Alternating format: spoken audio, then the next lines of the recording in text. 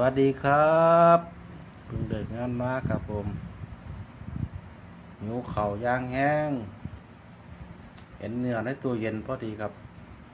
ได้คิดเมนูเห็ดนังกินเนาะว่าสิเฮ็ดน้ำตกเตาย่างหรือว่ามีก็เลยคิดออกว่ามีกระทะเดี๋ยวเอากระทะล้วนดีกว่า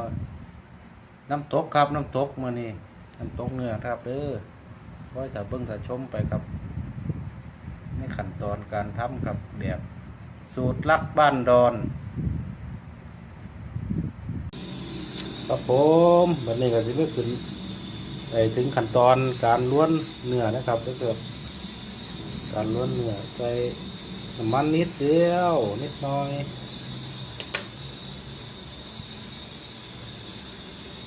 นี่นะครับเนื้อที่จะล้วนจะย่างครับธรรมดาต้องใส่เนื้อย่างครับอันนี้จะมีเตาย่างหรือสิล้วนแล้วก็ไปทำเป็นน้ำตกด้วยครับเด้อน้ำตกกับตก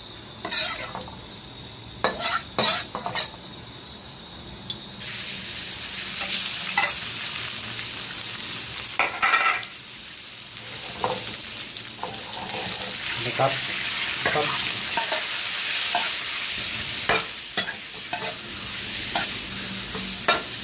ล้วนเนื้อเทน้ำตกด้วยครับเด้อ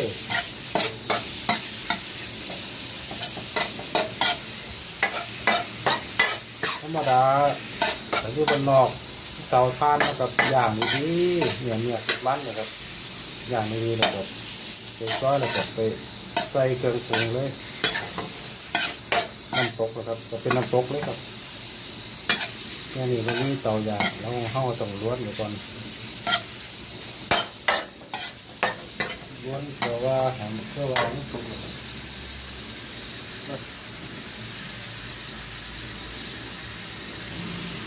แต่ปกติลมมันแห้งกับลมเลยไปติดกับลมครับผมล้วนไปเลยครับผมล้วนเพราะว่ามันสุกได้ทีเขาก็ปิดไฟพักไว้มันเย็นเขาก็ไปปรุงได้เลยครับน้ำตกแบบคอนโดนะครับเด้อเพราะมันน้ำตกแบบยุดแถวบ้านเขานี่ครับน้ำตกคอนโดน้ำตกคอนโดเก็บกินง่ายครับต้องไปหนึ่งง่ายนี่แต่ถ้าเขาไปย่างแต่ก็ไม่เห็ดถึงติดแซ่บหอมคนนี้ครับตัวนี้ก็คิดว่าจะแซ่บเพื่อนครับเพราะเห็ดมันหลายเกลือแล้วแซ่บเพื่อเขาว่าแต่มันหิวเขาเพิ่งหิวก็แซ่บนี่ครับพอล้วนไปเนี่ยติดมันนะครับมันดีออกอย่างมัน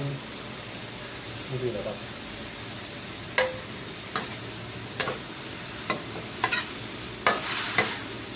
ล้วนไปเรื่อยๆ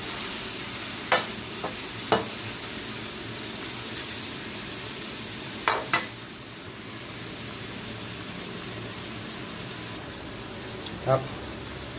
ใส่เกลือจักหน่อยครับผมล้วนใส่เกลือจักหน่อย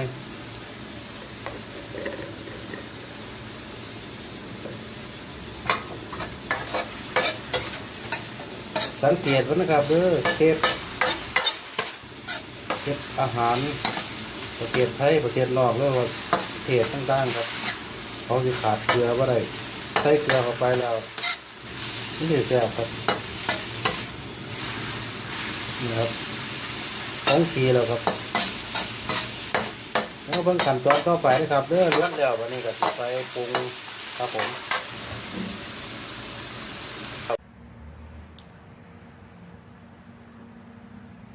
ครับผมหลังจากที่ล้วนเรียบร้อยนะครับใส่กระทะเรียบร้อยวันนี้ก็จะได้ทำการปรุงนะครับเด้อน้ำตก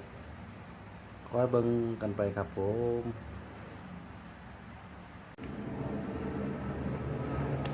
ครับผมวันนี้ก็จะมาถึง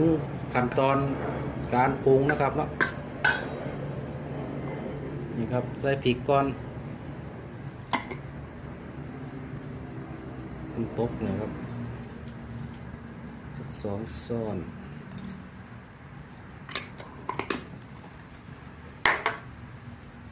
น นี่คือข้าวคั่วนะครับเด้อ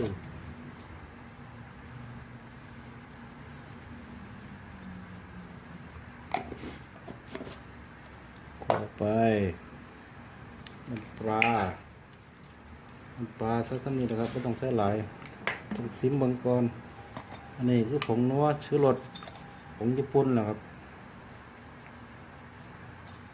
2 ช้อนครึ่งครับนี่คือผักหอ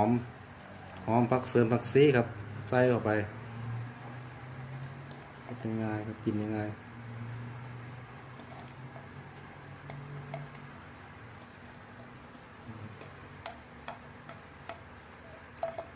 นาวครับหมึงนาวบีบเข้าไป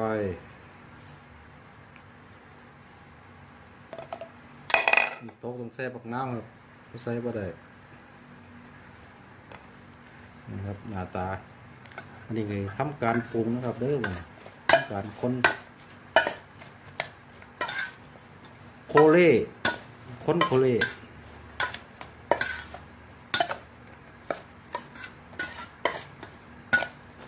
ถ้ามักขมก็เอาดีมาใส่ครับแล้วน้ำตกมามักขมน้ำตกมักสมนี่ครับหน้าตา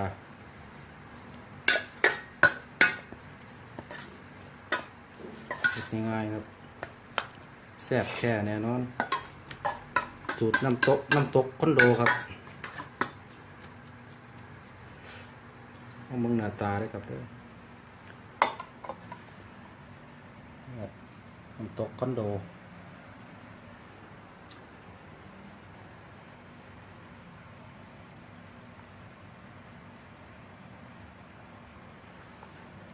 ลองเห็ดกินมันนะครับเห็ดเปิง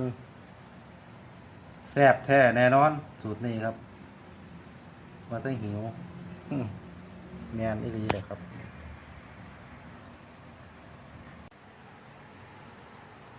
เนี่ยมาบัดนี้ครับมากินข้าวน้ำกันนี่ซุปเห็ดเปิงมีอย่างแน่นี่แหละครับน้ำตกครับน้ำตกสูตรรักบันดอนนะครับเด้ออันนี้คือปลาทูครับปลาทูอย่างปลาทูตำปลาทูใส่พริกซื่อๆนะครับอันนี้คือผักแค่ปลานะครับเด้อของกับอันนี้ผักต่างๆอันนี้ใบบักตูมครับใบบักตูมของแสบนี่ก็ของแสบเพื่อนไม่มีแล้วครับ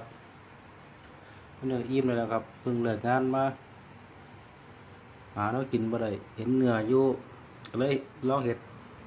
น้ำตกเด้อว่ะนี่ครับตกหนากินมากแซ่บแท้แน่นอนมาครับมา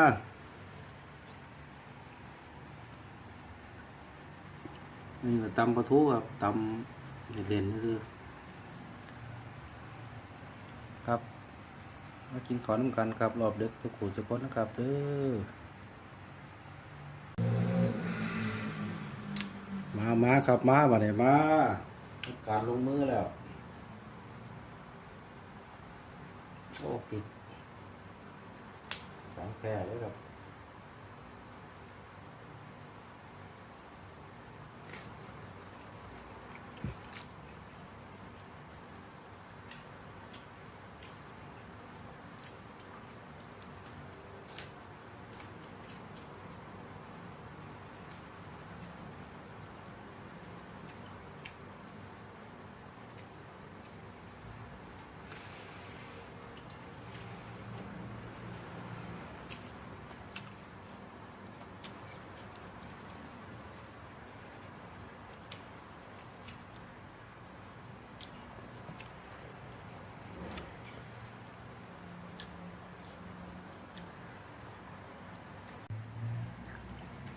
แซ่บก็ดีครับเมื่อตัวนะครับเด้อลองเจ็ดเบิ้งไม่ต้องไปย่างเงี้ยแบบนี้เตาย่าง แต่ถ้าว่ามีเตาย่างสิแซ่บกว่านี้ครับมันจะมีกลิ่นหอมครับมันจะเครื่องถึงโอเคครับเด้อคลิปนี้ก็จบไปแค่เพียงซ้ำนี้ครับขอบคุณหลายครับที่เข้ามาแวะมาชมติดตามขอกดไลค์กดแชร์กดติดตามนะครับเด้อทุกคนสวัสดีครับ